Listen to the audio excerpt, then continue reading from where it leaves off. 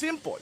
Kapag gusto mo naman makaiwas sa kung gusto mong i-risk Risk manage, management. para man gusto mo ng risk management na ma-sexually harass ka, unang-una, hindi ka lalabas ng gabi. Tignan natin kung alam ba ng mga tao kung ano yung ibig sabihin ng risk management, tsaka paano tumataas yung risk ng isang bagay. This is Pinoy Extreme. Let's do this. This is Pinoy Extreme. First factor, Because majority wag of the lumabas ng harassment gabi. happen At night. at night. Okay, yan ay factor lang din. First Yung factor. nighttime is factor lang din.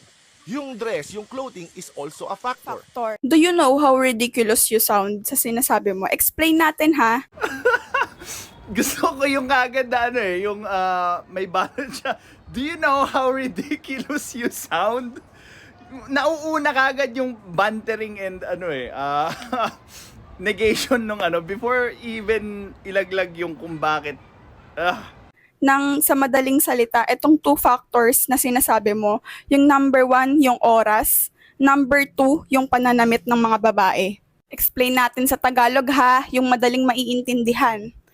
Halimbawa, araw pa, lumabas ako. Nabastos ako. Hindi ko kasalanan. Kasi nga, araw pa naman. Wala akong kasalanan. Ganito mo siya ine-explain eh. Pangalawang example, gabi na. Lumabas ako ng gabi. Eto suot ko Lumabas ako ng gabi. Nabastos ako. Kasalanan ko yun. Kasi gabi na. Bakit ako lumabas ng gabi? Girl, tigil-tigilan mo yung panonood kay Gabe Pineda. Ipapahamak ka ng mga tinuturo niyan. Now, let me mansplain what kayo even meant sa risk reduction. When you say risk reduction, it has something to do with the probability of the risk happening. Okay, Tagalogin ko. Yung pagbabawas ng risk, literal Tagalog, has something to do doon sa probabilidad na mangyari sa'yo yung isang bagay. Okay, or yung risk. For example, okay, alam mo ba na mas mataas yung tsansa na magawan ka ng krimen tuwing gabi? Girl, i-google mo na lang. Pagka-google mo kung alin ang mas mataas yung tsansa ng crime, umaga ba o gabi, then please rethink what you are saying. Now, hindi namin sinasabing kasalanan mo. Okay? Ang sinasabi namin, yung tsansa mo na jumakpat sa loto. Yun na lang yung gamitin kong term. Hindi mo maintindihan yung chance yung probability. Yung tsansa mong jumakpat sa loto, mas mataas pag sa gabi ka lumabas ng bahay nyo. Okay? Hindi namin sinasabing deserve mo magawan ng krimen or ikaw ang may kasalanan nun. Katulad ng hindi mo deserve yung mapaso ka doon sa kalderong mainit pag hinawakan mo, pero pag hinawakan mo yung kaldero, tataas yung tsansa na magkaroon ka ng burns or injuries. Please, parang awa nyo na. Palawakin nyo yung terminologies nyo para maintindihan nyo yung ibang paliwanag.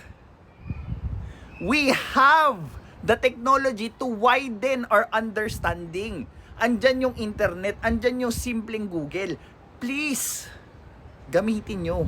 Yun yung sinasabi mo, di ba? So, ang sinasabi mo, yung mga babaeng nabastos ng gabi, kasalanan nila yon.